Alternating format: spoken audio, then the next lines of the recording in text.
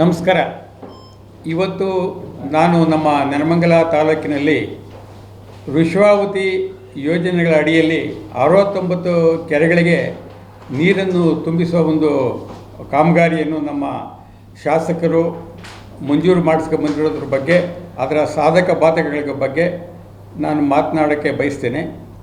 ನಿನ್ನೆ ದಿವಸ ಒಂದು ಪತ್ರಿಕಾಗೋಷ್ಠಿಯನ್ನು ಮಾಡಿ ನಮ್ಮ ವಕೀಲ ಮಿತ್ರರೊಬ್ಬರು ಹೇಳ್ತಾಯಿದ್ರು, ಈಗ ಈ ಒಂದು ಯೋಜನೆಯ ಬಗ್ಗೆ ಯಾರೂ ಮಾತಾಡಬಾರ್ದು, ನೆಲಮಂಗಲ ತಾಲೂಕಿನವರು ಈ ಯೋಜನೆ ನಮ್ಮ MLA ಅವರು ಮಾಡಿಸ್ಕೊಂಬಂದಿರೋ ಸ್ಕೀಮ್ ಬಗ್ಗೆ ಯಾರೂ ಮಾತನಾಡಬಾರ್ದು ಅಂತ ಹೇಳಿ ಫರ್ಮಾನ್ ನಡೆಸಿದ್ದಾರೆ. ಈಗ ನಮ್ಮ ದೇಶದಲ್ಲಿ ಇದು ಪ್ರಜಾಪ್ರಭುತ್ವ ರಾಷ್ಟ್ರ, ನಮಗೆ ವಾಕ್ ಸ್ವಾತಂತ್ರ್ಯ ಇಲ್ವೇ? ನಮ್ಮ ಅಭಿಪ್ರಾಯಗಳನ್ನು ತಿಳಿಸುವ ವಾಕ್ ಸ್ವಾತಂತ್ರ್ಯ ಇಲ್ವಾ? ಈಗ ಯಾರೋ ಒಬ್ಬರು MLA ಅವರು ನನಗೆ ಬೇಕು ಅಂತ, ಯಾವುದೇ ಪಕ್ಷದಾಗಿರೋ ತನಗೆ ಬೇಕು ಅಂತ ಅವರು ಒಂದು ಯೋಜನೆಯನ್ನು ಅಳವಡಿಸ್ಕೊಂಡಿರ್ಬೋದು, ಆದರೆ ನಮಗೆ ಇದರ ಸಾಧಕ ಬಾಧಕಗಳ ಅರಿವು ಇರುವುದರಿಂದ, ಇದರಿಂದ ಆಗುವ ಅನಾಹುತಗಳನ್ನು ತಪ್ಪಿಸುವುದರಿಂದ ಜನಗಳನ್ನು ಎಚ್ಚರಿಸುವುದರಲ್ಲಿ ಏನು ತಪ್ಪಿದೆ? ಇವ್ರು ಯಾರು ಹೇಳಲಿಕ್ಕೆ ನಮಗೆ ಜನಗಳು ಕೂಡಾಕಿ ಮದ್ಯ ಕುಡಿಸಿ ಅವ್ರಿಗೆ ದುಡ್ಡು ಕೊಟ್ಟು ಕರ್ಕೊಂಬತ್ತಾರೆ ಅಂತ? ಏನು ಇವರು ಸಭೆಗಳಿಗೆ ಜನ ಹಂಗೆ ಪಿತಿ ಅಂತ ಬಸ್ಗಳು ಮಾಡ್ಕೊಂಬರಲ್ಲ, ಇವರು ಮದ್ಯ ಕೊಡೋಲ್ಲ, ಇವರು ದುಡ್ಡು ಕೊಡೋದಿಲ್ಲ. ಇವತ್ತು ಜನ ಹುಚ್ಚೆತ್ತು ಬರ್ತಾ ಇದ್ದಾರೆ. ಇವತ್ತಿನ ದಿವಸ ಜನಗಳಿಗೆ ಗೊತ್ತಾಗಿದೆ. ಈ ಒಂದು ಏನು ನಮ್ಮ ರಮೇಶ್ ಕುಮಾರ್ ಅವರು ಕೋಲಾರ ಜಿಲ್ಲೆಗೆ ಇದೊಂದು ವರ ಅಂತ ತಗೊಂಡೋಗಿ ಇವತ್ತು ಶಾಪ ಆಗಿ ಪರಿಣಮಿಸಿದೆ ಅಂತ ಪಶ್ಚಾತ್ತಾಪ ಬೀಳ್ತಾ ಇದ್ದಾರೆ.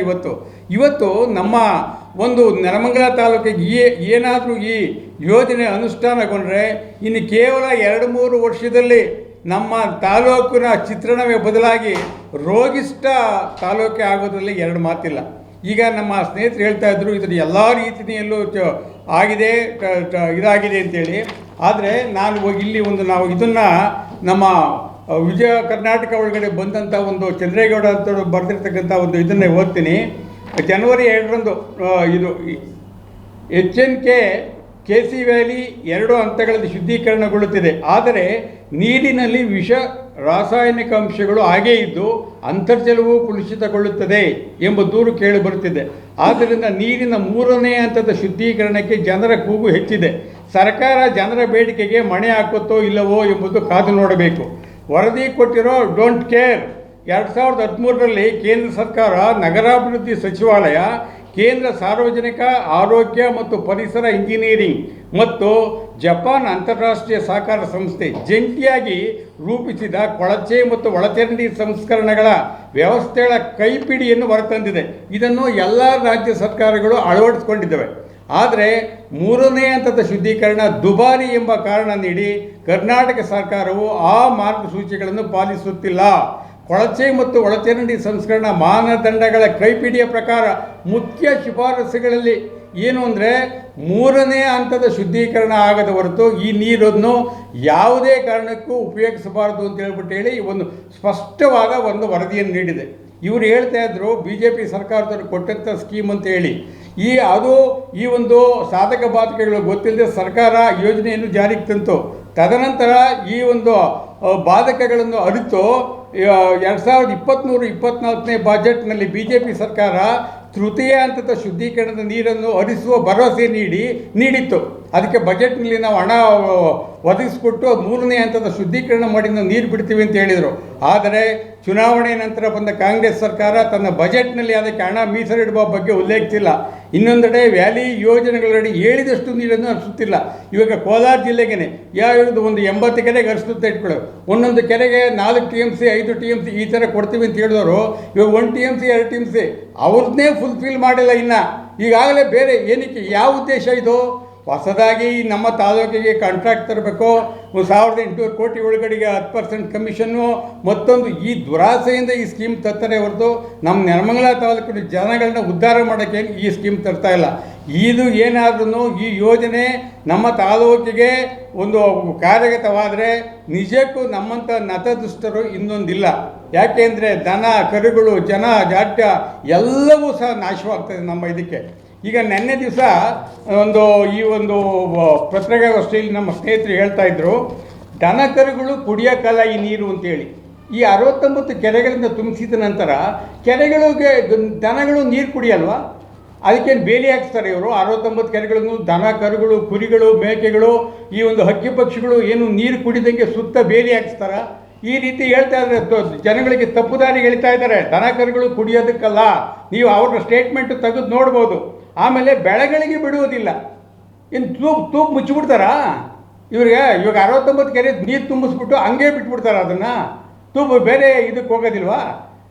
ಅದೆಂಗೆ ಬೆಳೆಗಳಿಗೆ ನೇರವಾಗಿ ಹರಿದೇ ಹರಿಯುತ್ತೆ ಆ ನೀರು.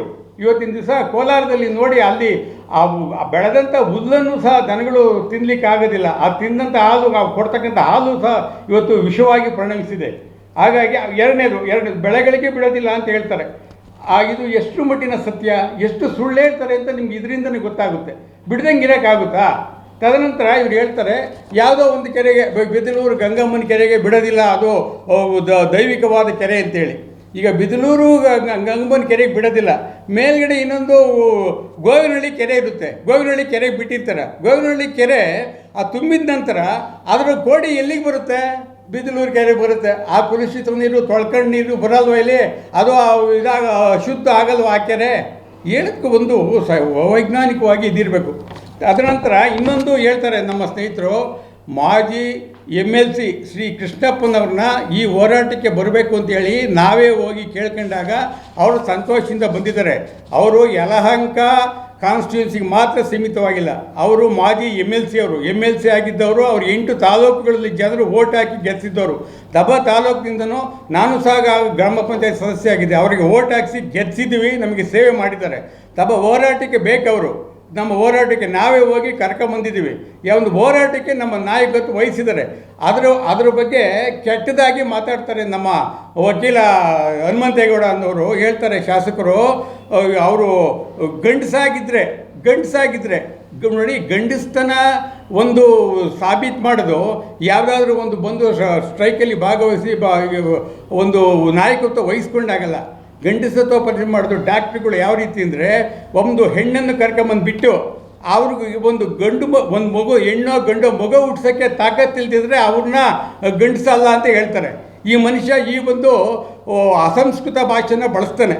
ಆಮೇಲೆ ಇವ್ರು ಹೇಳ್ತಾರೆ, ನಮ್ಮ ಒಂದು ಏನು ಹೋರಾಟ ಮಾಡ್ತಾ ಇದ್ದಾರೆ ಅವರ ಕಾಂಟ್ರಾಕ್ಟ್ಗಳಿಗೆ ಅವರ ಸಂಸ್ಕೃತಿ ಮೀರಿ ಮಾತಾಡ್ತಾರೆ, ತುಚ್ಛವಾಗಿ ಮಾತಾಡ್ತಾರೆ ಅಂತ. ಇದು ತುಚ್ಛವಾಗಿ ಮಾತಾಡಿದಲ್ವಾ? ಇದು ಅಸಂವಿಧಾನಿಕ ಪದ ಅಲ್ವಾ?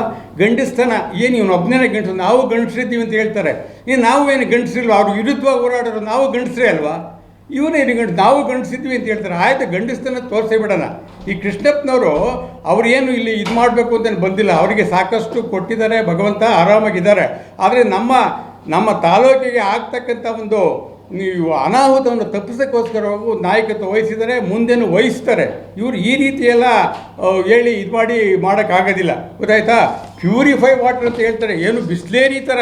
ಇವತ್ತಿನ ದಿವಸ ಬನ್ನಿ, ಇವಾಗ ನಾನು ಚಾಲೆಂಜ್ ಮಾಡ್ತೀನಿ, ಬಸ್ ಮಾಡಿ ನಾವು ಬರ್ತೀವಿ, ಇಲ್ಲ ನೆಲಮಂಗಲದಲ್ಲಿ ಒಂದು ವೇದಿಕೆ ಸಿದ್ಧ ಮಾಡಿ, ನಮ್ಮಲ್ಲಿ ಸಾಕಷ್ಟು ರಿಪೋರ್ಟ್ಗಳಿದೆ, ಇದ್ರ ಬಗ್ಗೆ ಏನಿದೆ ಅಂತ ಹೇಳಿ ಸಾಧಕ ಬಾಧಕಗಳ ಬಗ್ಗೆ ಚರ್ಚೆ ಮಾಡೋಕ್ಕೆ ರೆಡಿ ಇದ್ದೀವಿ ನಾವು. ನೀವೊಂದು ವೇದಿಕೆ ಸಿದ್ಧ ಮಾಡಿ, ನಾವು ರೆಡಿ ಇದ್ದೀವಿ ಬಂದಲ್ಲಿ ವಾದ ಮಾಡಲಿಕ್ಕೆ, ಅದರಿಂದ ಆಗ್ತಕ್ಕಂಥ ಜನಗಳಿಗೆ ತಿಳಿಸಲಿಕ್ಕೆ. ಈಗ ನೀವು ಏನು ಮಾಡ್ತಾ ಇದ್ದೀರಾ? ಜನಗಳಿಗೆ, ಸಾಮಾನ್ಯ ಜನಗಳಿಗೆ ಯಾವುದೇ ಇದ್ರ ಬಗ್ಗೆ ಅರಿವಿಲ್ಲ, ಅದರಿಂದ ಆಗ್ತಕ್ಕಂಥ ಅನಾಹುತಗಳ ಬಗ್ಗೆ ಗಮನ ಇಲ್ಲ. ಹೀಗಾಗಿ ಏನಾಗಿದೆ, ಈ ಜನಗಳಿಗೆ ನಾವು ಇವಾಗ ಎಚ್ಚರಿಸ್ತಾ ಇದ್ದೀವಿ, ನೋಡಪ್ಪ ಇದಾಗೋದ್ರಿಂದ ಇಂತಿಂಥ ಕಾಯಿಲೆಗಳು ಬರ್ತವೆ, ದನ ಕುರಿಗಳು ಸಾಯ್ತವೆ, ಕೆರೆಗಳದ್ದು ಅಂತರ್ಜಲ ಹಿಂಗೆ ಹೋಗುತ್ತೆ, ಬರಿದಾಗಲ್ಲ, ಅದು ಕಲುಷಿತವಾಗುತ್ತೆ, ಬೋರ್ವೆಲ್ ನೀರನ್ನು ಸಹ ಹಾಳಾಗೋಗುತ್ತೆ. ಹಾಗಾಗಿ ನಮ್ಮ ಭೂಮಿನೇ ಹಾಳಾಗೋಗುತ್ತೆ ಅಂತೇಳಿ. ಈಗ ಭೂಮಿ ಸೋಸ್ಕೊಂಡು ಹೊರಟೋಗುತ್ತೆ ಅಂತ ಹೇಳ್ತಾರೆ. ನಾವು ನಮ್ಮ ಮನೆಗಳಲ್ಲಿ ಒಂದು ಫಿಲ್ಟರ್ ಹಾಕಿರ್ತೀವಿ ಕುಡಿಲಿಕ್ಕೆ, ಏನು ಶೋಷಿಸಿ ನೀರು ಬರಲಿ ಅಂತ. ಅದನ್ನು ನಾವು 3 ತಿಂಗಳಿಗೂ 6 ತಿಂಗಳಿಗೂ ಬದಲಾವಣೆ ಮಾಡ್ತೀವಿ.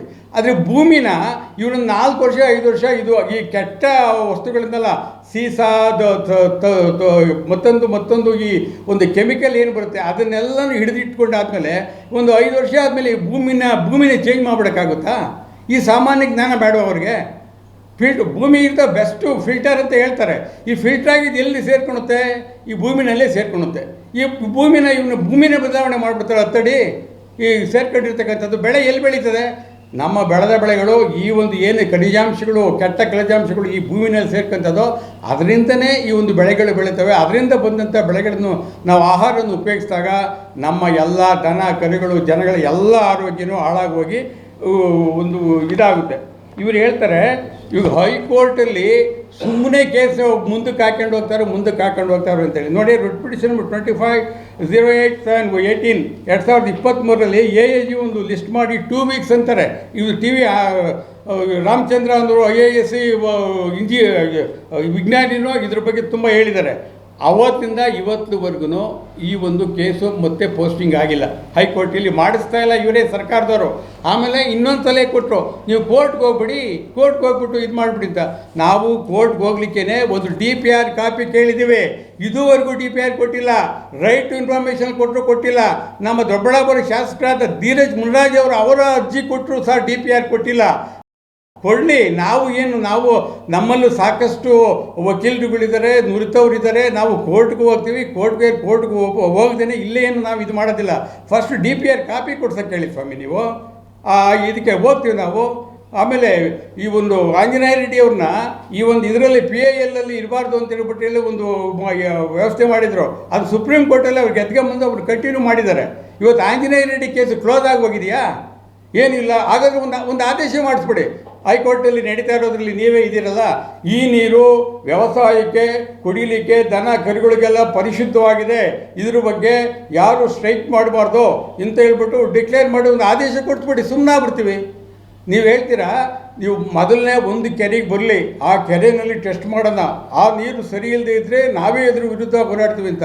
ಹಂಗಾದ್ರೆ ಒಂದು ಕೆಲಸ ಮಾಡಿ, ಅದೊಂದೇ ಒಂದು ಕೆರೆಗೆ ಪೈಪ್ ಲೈನ್ ಹಾಕಿ. ಏನಕ್ಕೆ 69ಕ್ಕೂ ಆಗ್ತಾ ಇದ್ದೀರಾ? ಅದೊಂದು ಕೆರೆಗೆ ಹಾಕಿ ಆಯಿತು. ನಿಮ್ಮ ಅಚ್ಚಟ್ಟು ಒಪ್ಕೊತೀನಿ.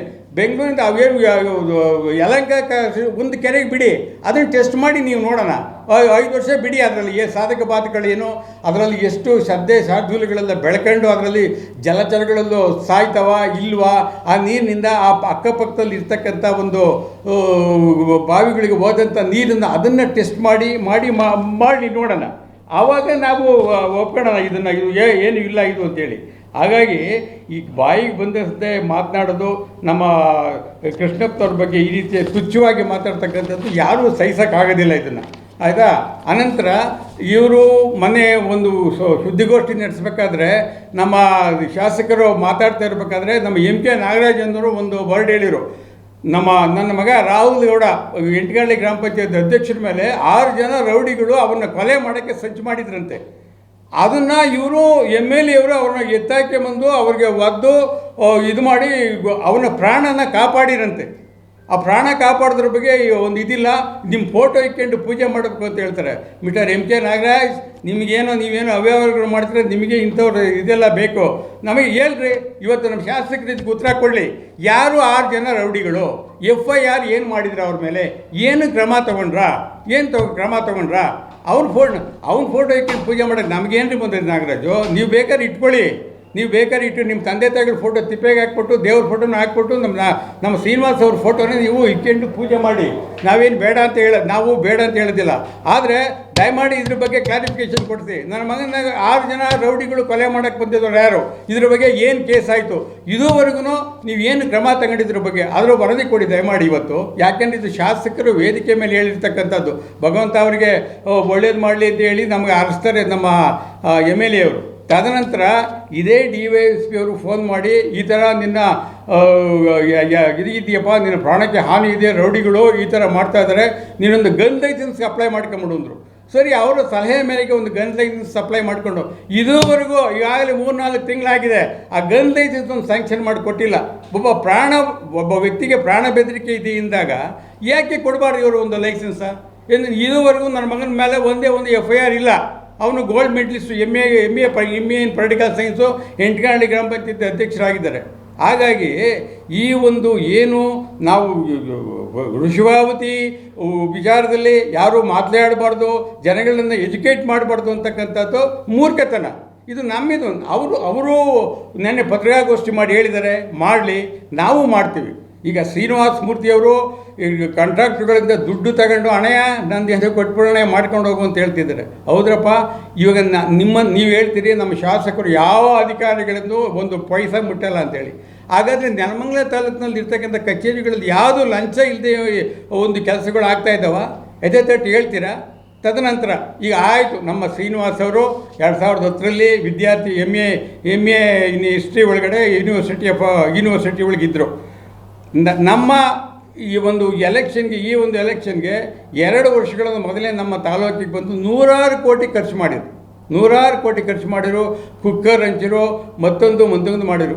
ಆಯ್ತಪ್ಪ, ನಿಮ್ಮ ಎಮ್ ಎಲ್ ಎವರು ಎಲ್ಲೂ ಒಂದೇ ಒಂದು ರೂಪಾಯಿ ತಗೊಳ್ತಾ ಇರ್ತಕ್ಕಂಥವ್ರು, ಅವರ ಆದಾಯದ ಮೂಲ ಏನು ತೋರಿಸಪ್ಪ. ಅವರು ಇವತ್ತಿನ ದಿವಸ ನಮ್ಮ ತಾಲೂಕಿನಲ್ಲಿ ಏನು ಕೆಲಸಗಳಾಗ್ತಾ ಇದ್ದಾವೆ ಆ ಕಾಂಟ್ರಾಕ್ಟ್ಗಳೆಲ್ಲ ಬೇನಾಮಿ ನಮ್ಮ ಎಮ್ ಎಲ್ ಎ ಅವ್ರಿಗೆ ಅಂತ ಹೇಳೋಕ್ಕೆ ನಾನು ಬಯಸ್ತೀನಿ. ಇವತ್ತು ನಮ್ಮ ಏನು ಗ್ರಾಮಗಳಲ್ಲಿ ಕ್ವಾಲಿಟಿ ಕೆಲಸ ಆಗುತ್ತೆ ಅಂತ ಹೇಳ್ತಾರೆ. ಉದಾಹರಣೆ, ನಮ್ಮೂರಲ್ಲೇ ಒಂದು 25 ಲಕ್ಷದ್ದು ಒಂದು ಕಾಂಕ್ರೀಟ್ ಕೆಲಸ ಆಯಿತು. ಕಾಂಕ್ರೀಟ್ ಕೆಲಸದಲ್ಲಿ ಕೆಲಸ ಆಗ್ತಾಯಿದ್ರು 2 ಟನ್ ಅಜಾಕ್ಸು, ಅದಕ್ಕೆ 11 ಮೂಟೆ ಸಿಮೆಂಟ್ ಹಾಕಬೇಕು. ಇವನು 7 ಮೂಟೆ ಹಾಕ್ತಾಯಿದ್ದ. ಊರವರೆಲ್ಲ ಬಂದು ಕಂಪ್ಲೇಂಟ್ ಮಾಡೋಣ, 7 ಮೂಟೆ ಹಾಕ್ತಾವನೆ, ಅದು ಹಾಕ್ಬೇಕಾದ್ರೆ 1 ಮೂಟೆ ಹೊರಟೋಗ್ತದೆ, ಇನ್ನು 6 ಮೂಟೆ ಹಾಕ್ತಾ ಇರೋದು. ಆವಾಗ ಇದೇ ನಮ್ಮ ಬೈರೇಗೌಡರು, ನಮ್ಮ ವಿಜಯಕುಮಾರ್ ಎಲ್ಲ ಬಂದು ಯಾಕಪ್ಪ ಹಿಂಗೆ ಆಗ್ತಾಯಿದ್ದು, ಇಲ್ಲ ನನಗೆ ವರ್ಕೌಟ್ ಆಗೋಲ್ಲ, 11 ಹಾಕಬೇಕು ರೂಲ್ಸ್ ಪ್ರಕಾರ, ನಾನು ಹಾಕೋದೇ 7 ಅಂತ ಹೇಳ್ದೆ. ಈ ಥರ ಕ್ವಾಲಿಟಿ ಕೆಲಸಗಳು ನೀವು ಮಾಡಿಸ್ಕೊಂಡು ಬರ್ತಾ ಇರೋದು.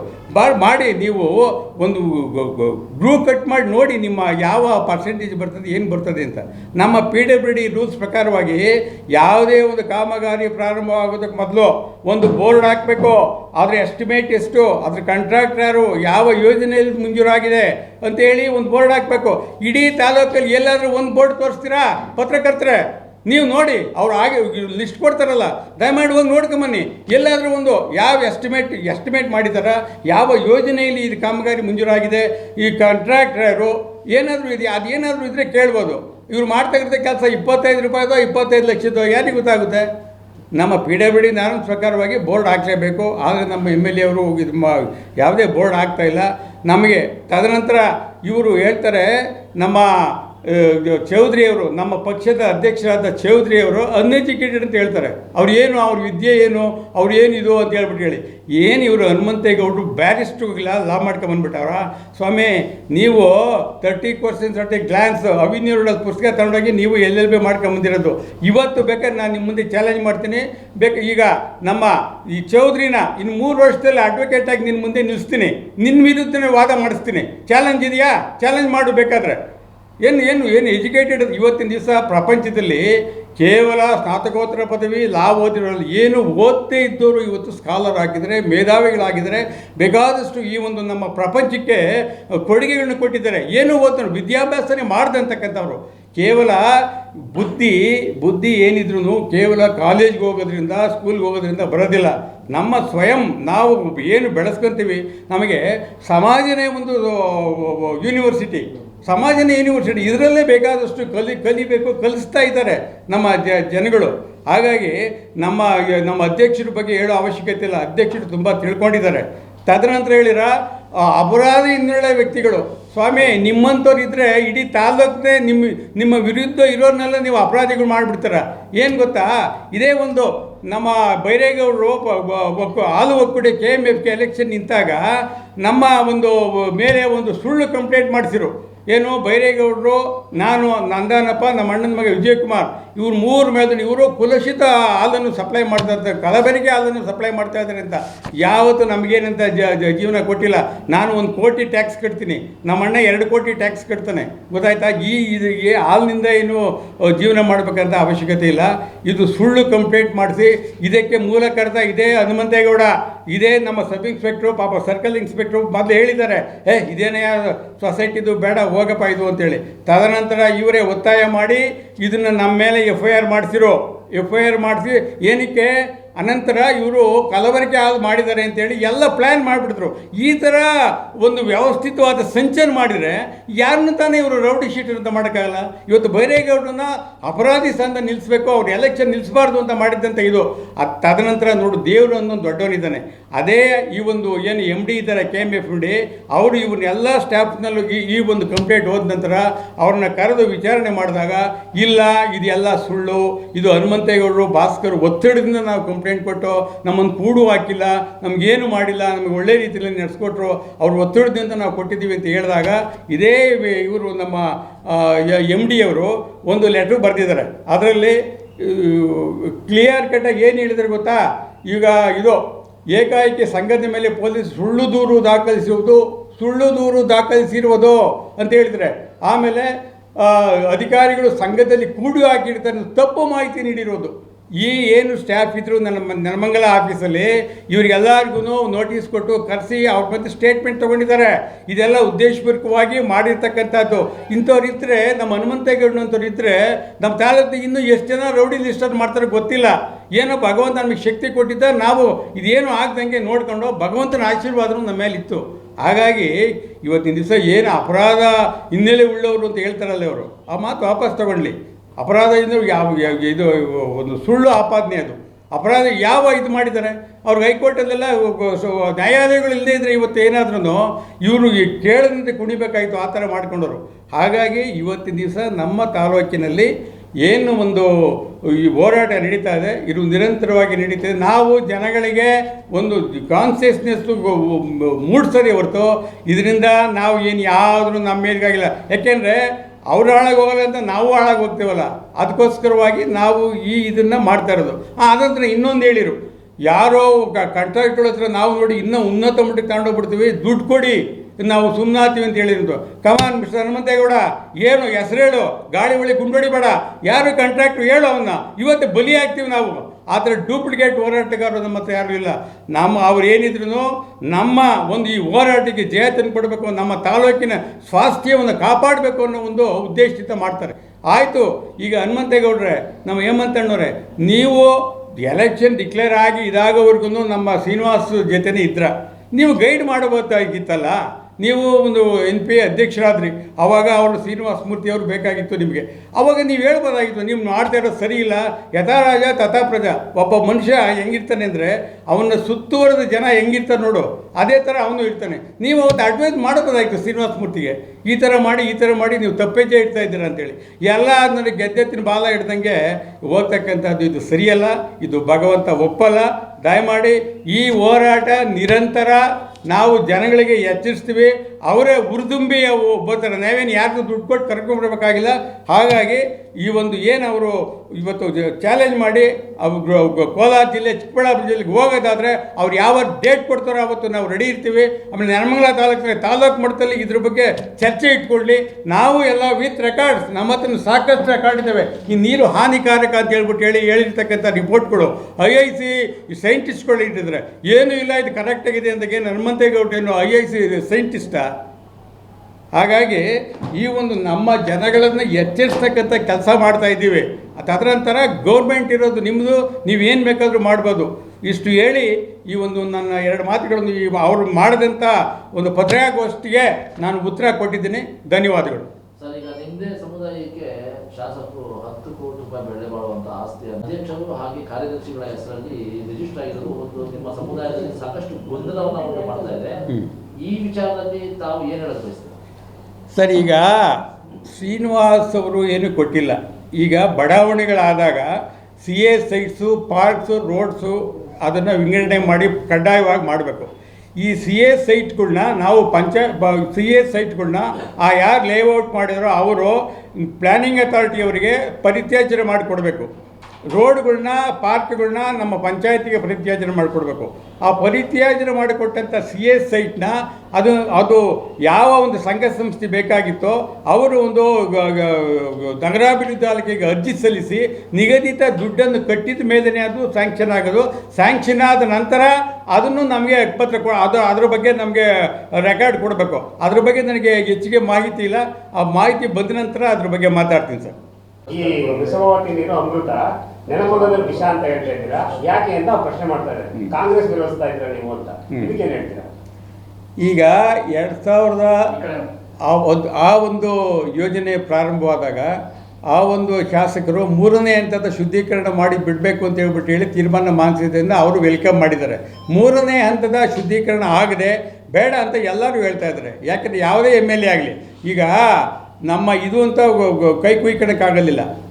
ಯಾವುದೇ ಆಗಲಿ ನಮ್ಮ ಯಲಹಂಕ ಶಾಸಕರೇ ಆಗಲಿ ಮತ್ತು ಸೋಮಣ್ಣವರೇ ಆಗಲಿ, ಅವರ ಅಭಿಪ್ರಾಯ ಅವ್ರದ್ದು, ನಮ್ಮ ಅಭಿಪ್ರಾಯ ನಮ್ಮದು. ನಾವು ಸ್ಟಡಿ ಮಾಡಿದ ಪ್ರಕಾರವಾಗಿ ಆ ಒಂದು ಕಲುಷಿತವಾದ ನೀರು ಪರಿಸರಕ್ಕೆ ಒಳ್ಳೆಯದಲ್ಲ, ಜನಗಳು ಜಾನುವಾರುಗಳು ಹಕ್ಕಿ ಪಕ್ಷಿಗಳಿಗೆ ಎಲ್ಲಕ್ಕೂ ಮಾರಕ ಅಂತ ತಿಳಿದು ಬಂದಿದ್ದರಿಂದ ನಾವು ಹೋರಾಟ ಮಾಡ್ತಾ ಇದ್ದೀವಿ. ನಾವು ಇನ್ನೊಬ್ಬರು ನೋಡ್ಕೊಂಡು ಮಾಡೋ ಅವಶ್ಯಕತೆ ಇಲ್ಲ. ನಮಗನ್ಸಿದ್ದನ್ನು ನಾವು ಮಾಡಲಿಕ್ಕೆ ನಮಗೆ ನಮ್ಮ ಸಂವಿಧಾನ ನಮಗೆ ಹಕ್ಕು ಕೊಟ್ಟಿದೆ, ಮಾಡ್ತೀವಿ. ನಮ್ಮ ಹಕ್ಕನ್ನು ಮೊಟಕುಗೊಳಿಸಕ್ಕೆ ಇವ್ರು ಯಾರು? ಮತ್ತೆ ಅವ್ರು ಹೇಳಿದ್ರು ನೆಲಮಂಗಲದ ಒಂದು ಕೆರೆಗೆ ಬಂದ ಮೇಲೆ ಅದನ್ನ ನಾವೆಲ್ಲ ಸೇರಿ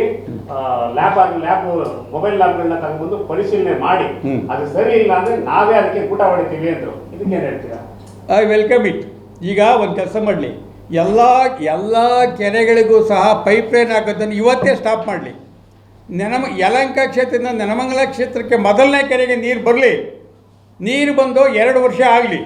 ಅದರ ಸಾಧಕ ಬಾಧಕಗಳನ್ನು ಸ್ಟಡಿ ಮಾಡೋಣ. 2 ವರ್ಷ ಆದ್ರೂ ಏನೂ ಒಂದು ಬಾಧಕ ಆಗಲಿಲ್ಲ ನಮ್ಮ ಭೂಮಿಗಾಗಲಿ, ಬೆಳೆಗಾಗಲಿ, ಜನಗಳಿಗಾಗಲಿ, ಜಾನುವಾರುಗಳಿಗಾಗಲಿ ಅಂದರೆ ನಾವೇ ನಿಂತ್ಕೊಂಡು ಇನ್ನೂ 100 ಕೆರೆಗೆ ತುಂಬಿಸಪ್ಪ ಅಂತ ಹೇಳ್ತೀವಿ. 2 ವರ್ಷ ಒಂದು ಕೆರೆಗೆ ಬರಲಿ. ಸರ್, ಈಗ ಒಂದು ವಿಚಾರ ಕೇಳಿ ಬರ್ತಾ ಇದೆ. ಹಾಂ, ಶಾಸಕರು ಈಗ ಬರೋಂತ ಏನಿದೆಯಲ್ಲ, ಈ ಸ್ಯಾಂಕ್ಷನ್ ಆಗಿದೆಯಲ್ಲ ಕೋಟ್ಯಾಂತರ ರೂಪಾಯಿ ದುಡ್ಡು, ಕಮಿಷನ್ ಬರೋಕ್ಕೋಸ್ಕರ ಈ ಕೆಲಸ ಆಗೋವರೆಗೂ ತಡೀರಪ್ಪ, ಕೆಲಸ ಆದ್ಮೇಲೆ ನೋಡಿ ಬರುತ್ತೆ, ಆಮೇಲೆ ಯಾವ ತರ ನೀರ್ ಬರುತ್ತೆ ಅಂತ ಒಂದು ಮಾತುಗಳು ಕೇಳಿ ಬರ್ತಾ ಇದೆ. ಈ ಕೆಲಸ ಆದ್ಮೇಲೆ ಕಮಿಷನ್ ತಾಂತಾರೆ, ಕಮಿಷನ್ ನಿಂದ ಅವರು ಕೆಲಸ ಅವ್ರದ್ದು ಏನಾಗ್ತದೆ ಅವ್ರದ್ದೆಲ್ಲ ಬಗೆಹರಿಸ್ಕೊಳ್ತಾರೆ. ಅದಕ್ಕೋಸ್ಕರ ಇವೆಲ್ಲ ನಡೀತಾ ಇದೆ ಅಂತ ಒಂದು ಮಾತು ಕೇಳಿ ಬರ್ತಾ ಇದೆ. ಇದ್ರ ಬಗ್ಗೆ ತಮ್ಮ ಅಭಿಪ್ರಾಯ? ನನ್ನ ಅಭಿಪ್ರಾಯ ಇದನ್ನು ಅನುಮೋದಿಸ್ತೀನಿ. ಕರೆಕ್ಟು. ಈ ಒಂದು ಅಭಿಪ್ರಾಯ ನೋಡಿ, ಇವತ್ತು ಯಾವ 224 MLAಗಳು ಎಲ್ಲರನ್ನೂ ಸಹ ಕಮಿಷನ್ ತೊಗೊಂಡು ಇವತ್ತು ಕೆಲಸ ಮಾಡ್ತಿರೋದು ಪಕ್ಷಾತೀತವಾಗಿ ಹೇಳ್ತಾ ಇದ್ದೀನಿ ನಾನು. ಯಾರನ್ನು ಹಂಗೆ ಮಾಡೋಕ್ಕೆ ಮುಂದಿನ ಎಲೆಕ್ಷನ್ಗೆ ದುಡ್ಡು ಮಾಡ್ಕೊಬೇಕು. ಅದಕ್ಕೋಸ್ಕರವಾಗಿ ಎಲ್ಲ ಏನು ನಮ್ಮ ಶ್ರೀನಿವಾಸ ಮೂರ್ತಿಯನ್ನು ಚಿಲ್ಲರೆ ಇಸ್ಕೊತಿದ್ರು ಒಬ್ಬ ಕಾಂಟ್ರಾಕ್ಟ್ಗಳಿಗೆ. ಆಮೇಲೆ ಮತ್ತೊಂದು ಹೇಳಿದ್ದಾರೆ, ನಮ್ಮ ಕಾಂಟ್ರಾಕ್ಟ್ಗಳು ಬೆಂಗಳೂರಿನಿಂದ ಬಂದಂಥ ಕಾಂಟ್ರಾಕ್ಟ್ಗಳಿಗೆ ಎದುರಿಸಿ ದುಡ್ಡು ಕಿತ್ಕೊಂತ ಹೇಳ್ತಾರಂತು. ನಮ್ಮ ನೆಲಮಂಗಲ ತಾಲೂಕಿನ ಕಾಂಟ್ರಾಕ್ಟರ್ ಸಂಘಗಳಿಗೆ ಸತ್ವಾಗಿದ್ದಾವ? ಅವ್ರಿಗೇನು ಮಾನ ಮರ್ಯಾದೆ ಇದ್ದರೆ ಇದ್ರ ಬಗ್ಗೆ ಪ್ರತಿಭಟನೆ ಮಾಡಲಿ. ಆ ಥರ ಮಾಡ್ತಾಯಿದ್ರ? ನಮ್ಮ ಶ್ರೀನಿವಾಸ ಪಂಡಿತರು ಏನೋ 6 ಕೆಲಸ 3 ಕೆಲಸ ಇಸ್ಕೊಂಡು ನಮ್ಮ ತಾಲೂಕಿನವ್ರಿಗೆ ಕೆಲಸ ಕೊಡ್ತಾಯಿದ್ರು. ಇವಾಗ ಎಲ್ಲಿಂದ ಬಂದು ಮಾಡ್ತಾವ್ರೆ? ನಮ್ಮ ನೆಲಮಂಗಲ ತಾಲೂಕು ಕಾಂಟ್ರಾಕ್ಟ್ರ್ ಯಾರು? ಚೆನ್ನಾಗಿರೋ ರಸ್ತೆಗಳನ್ನೇ ಅಗಲೀಕರಣ ಮಾಡೋದು, ಇದು ಮಾಡೋದು, ಕಿತ್ತು ಕೆರ ಹಿಡ್ದೋಗಿರೋ ರಸ್ತೆಗಳ ಕಡೆ ಗಮನನೇ ಹರಿಸ್ತಾ ಇಲ್ಲ. ಈಗ ಶಾಸಕರ ಕಡೆ 100% 100ಕ್ಕೆ 100 ತೋರಿಸಿ.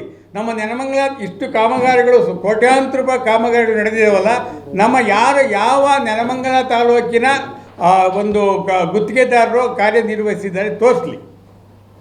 ನೆಲಮಂಗಲ ಕೆರೆಗಳು ಒಂದು ಕೂಡ ಶುದ್ಧವಾಗಿಲ್ಲ. ಎಲ್ಲ ನೀರು ತುಂಬಿಕೊಂಡಿದೆ. ಈ ಕೆರೆಗಳೇ ಶುದ್ಧ ಆದ್ರೆ ಈ ನೀರನ್ನ ಹೇಗೆ ಬಿಡಕ್ ಸಾಧ್ಯವೇ ಇಲ್ಲ. ಮೊದಲು ಕೆರೆಗಳಲ್ಲಿ ಜೊಂಡೆತ್ಕೊಂಡು ಕಸಗಳು ತುಂಬಿ ಇದಾಗಿದೆ. ಮೊದಲು ಇವರು ಈ ಹುಸೇಭಾವತಿ ನೀರು ಬಿಡಬೇಕಾದಾಗ ಕಂಪ್ಲೀಟಾಗಿ ಅದನ್ನು ಡಿಸಿಲ್ಟಿಂಗ್ ಮಾಡಿಸಿ ಕೆರೆಯನ್ನು ಶುದ್ಧೀಕರಣ ಮಾಡಿ, ತದನಂತರ 3ನೇ ಹಂತದ ಶುದ್ಧೀಕರಣ ಮಾಡಿ ಕೆರೆಗೆ ನೀರು ತುಂಬಿಸಿದ್ರೆ ನಾವು ಇವತ್ತು ವೆಲ್ಕಮ್ ಮಾಡ್ತೇವೆ. ಯಾಕೆ ನಮ್ಮ ಎತ್ತಿನಹೊಳೆ ಪೈಪ್ಲೈನು ಪಕ್ಕದಲ್ಲೇ, ನಮ್ಮ ಕೆರೆ ಪಕ್ಕದಲ್ಲೇ ಹೋಗಿದೆ. ಯಾಕೆ ಆ ಒಂದು ಎತ್ತಿನಹೊಳೆ ನೀರನ್ನು ನಮ್ಮ ನೆಲಮಂಗಲ ತಾಲೂಕಿಗೆ ಬಿಡಬಾರ್ದು? ಅದೆಲ್ಲ ಕೆಂಗೇರಿಯಿಂದ ಕನಕಪುರಕ್ಕೆ ಹತ್ರ, ಕನಕಪುರಕ್ಕೆ ತಗೊಂಡೋಗಿ ಬಿಡ್ಬೋದಲ್ಲ. ಅದು ನೀರು ಹತ್ರ, ಕಾಸ್ಟ್ ಆಫ್ ಕಾಂಟ್ರಾಕ್ಟು ಕಡಿಮೆ ಆಗುತ್ತೆ. ಅದನ್ನು ಕನಕಪುರಕ್ಕೆ ಬಿಟ್ಟು ಈಗ ನಮ್ಮ ತಾಲೂಕಿನ ಮೇಲೇ ಹಾದು ಹೋಗಿದೆ ಈ ಪೈಪು. ಒಂದು ತಿಪ್ಪಕನಹಳ್ಳಿ ಕೆರೆಗೆ ಹೋಗ್ಬೇಕಾಗಿರೋದು, ಅಲ್ಲೇ ಪಕ್ಕದಲ್ಲೇ ಕೆರೆ ಇದ್ದಾವೆ. ನಾವು ವೆಲ್ಕಮ್ ಮಾಡ್ತೀವಿ. ಹೇಮಾವತಿ ಮತ್ತು ಎತ್ತಿನಹೊಳೆ ನೀರನ್ನು ನಮ್ಮ ತಾಲೂಕಿಗೆ ತುಂಬಿಸಿದ್ರೆ ಮನೆಗೂ ನಮ್ಮ MLA ಫೋಟೋ ಹಾಕೊಂಡು ಪೂಜೆ ಮಾಡ್ತೀವಿ. ಅದು ಬಿಟ್ಬಿಟ್ಟು ಇದು ಯಾವುದೋ ಅವರು ತೊಳ್ಕೊಂಡಿದ್ದ ನೀರನ್ನ ಇವ್ರು ಹೇಳ್ತಾರೆ, ನಮ್ಮ ರಮೇಶ್ ಕುಮಾರ್ ಅವರು, ನಾವು ತೊಳ್ಕೊಂಡಿದ್ದು ಕೊಡ್ರಪ್ಪ ಅಂತ ಹೇಳಿ ತಗೊಂಡು ಹೋಗ್ಬಿಟ್ಟು ನಾವು ಪಶ್ಚಾತ್ತಾಪ ಪಡ್ತಾ ಇದ್ದೀವಪ್ಪ. ಇವತ್ತು ದಿವಸ ನಮ್ಮ ಜಿಲ್ಲೆ ನಾಶ ಆಗೋಯ್ತು, ಇದರಿಂದ ಪರಿಸರ ಹಾಳಾಗೋಗಿದೆ ಅಂತೇಳಿ. ಆ ರೀತಿ ಇವತ್ತು ಇರ್ಬೋದು. 28ಕ್ಕೆ ಅವರು ಚಿಕ್ಕನಹಳ್ಳಿ ಕಡೆಗೆ ಹೋದರೆ ಇನ್ನು ನಮ್ಮನ್ನು ನೋಡೋರು ಯಾರು ಸ್ವಾಮಿ? ಈ ಒಂದು ಇದರಲ್ಲಿ ಯಾರು ಹೇಳಿ? ಇವತ್ತಿನ ದಿವಸ ನಮ್ಮ ತಾಲೂಕಿನಲ್ಲಿ ನಾವು ಕೊನೆಯವರೆಗೂ ನಾವು ನಮ್ಮ ಮಕ್ಕಳು ಎಲ್ಲ ನಾವು ಇಲ್ಲೇ ಇರಬೇಕು. ನಾವು ಎಲ್ಲೋ ಹೋಗೋಕ್ಕಾಗಲ್ಲ. ಇವಾಗ ಹನುಮಂತೇಗೌಡರು ಇನ್ನು ಊರಲ್ಲೆಲ್ಲ ಓಬಳಾಪುರದಾಗೆ ಎಲ್ಲೋ ಮಲ್ಲೇಶ್ವರದಾಗ ಆರಾಮಾಗಿರ್ತಾರೆ. ಇಲ್ಲಿ ಅನುಭವಿಸೋದು ನಾವಲ್ವಾ? ಎರಡು ಮಾತಿಲ್ಲ. ನಾವು ಶ್ರೀನಿವಾಸ್ ಒಬ್ಬರೇ ಕಮಿಷನರ್ ಅಂತಲ್ಲ, ಆಲ್ 224 MLAs. ಅದರಲ್ಲಿ ಅನುಮಾನನೇ ಇಲ್ಲ. ನೋಡಿ, ಈಗ ನಮ್ಮ ಶಾಸಕ ಅನುದಾನ 50 ಲಕ್ಷ ರೂಪಾಯಿ ಬಂದಿದ್ರಲ್ಲಿ ಅದರಲ್ಲಿ ಧನರಾಜ್ ಎಂಬ ಒಬ್ಬ ಗುತ್ತಿಗೆದಾರರಿಗೆ ಕೊಟ್ಟಿದ್ದಾರೆ. ಈ ಧನರಾಜ್ ಯಾವ ಊರಿನವರು? ನಮ್ಮ ನೆಲಮಂಗಲ ತಾಲೂಕಿನವರ? ಯಾಕೆ ನಮ್ಮ ನೆಲಮಂಗಲ ತಾಲೂಕಿನವ್ರು ಯಾರು ಕಾಂಟ್ರಾಕ್ಟ್ಗಳು ಸತ್ತೋಗಿದ್ದಾರಾ? ಇಲ್ಲ ಅವರು ಶ್ರೀನಿವಾಸ ಮೂರ್ತಿ ಫಾಲೋಯರ್ಸ್ ಅಂತ ಕೊಡ್ತಾ ಇಲ್ವಾ? ದಯಮಾಡಿ ನಮ್ಮ ತಾಲೂಕಿನ ಹಣ ನಮ್ಮ ತಾಲೂಕಿನ ಅರ್ಹ ಗುತ್ತಿಗೆದಾರರಿಗೆ ಕೊಟ್ಟು ಮಾಡಿ. ನೀವು ಯಾವುದು ಒಂದು ಪಾರದರ್ಶಕವಾಗಿಯೇ ನೀವು ಅವರಿಗೆ ಟೆಂಡರ್ ಕೊಡಿ. ಇದು ಧನರಾಜ್ ಯಾರು ನಿಮ್ಮೂರಿನವನ್ನ ಕರ್ಕೊಂಬಂದು ಕೊಡ್ತೀರಾ? ಸ್ವಜನ ಪಕ್ಷಪಾತ ಮಾಡ್ತಾ ಇದ್ದೀರಾ. ಹಾಗಾಗಿ ನಮ್ಮ ತಾಲೂಕಿನ ಕಾಂಟ್ರಾಕ್ಟರ್ಸ್ಗಳಿಗೆ ಕೆಲಸ ಕೊಡಬೇಕು. ಪ್ರತಿ ಕಾಮಗಾರಿ ಸ್ಥಳದಲ್ಲಿ ಬೋರ್ಡ್ ಹಾಕಬೇಕು. ಇದು ನನ್ನ ಬೇಡಿಕೆ. ಆಮೇಲೆ ಕ್ವಾಲಿಟಿ ಕೆಲಸ ಮಾಡಬೇಕು. 11 ಮೂಟೆ ಹಾಕತ್ತಕ್ಕೆ 7 ಮೂಟೆ ಹಾಕ್ಬಿಟ್ಟು ಕಾಂಕ್ರೀಟ್ ರಸ್ತೆ ಮಾಡಿದರೆ ಅದು 3 ದಿವಸ ಬಾಳೋದಿಲ್ಲ.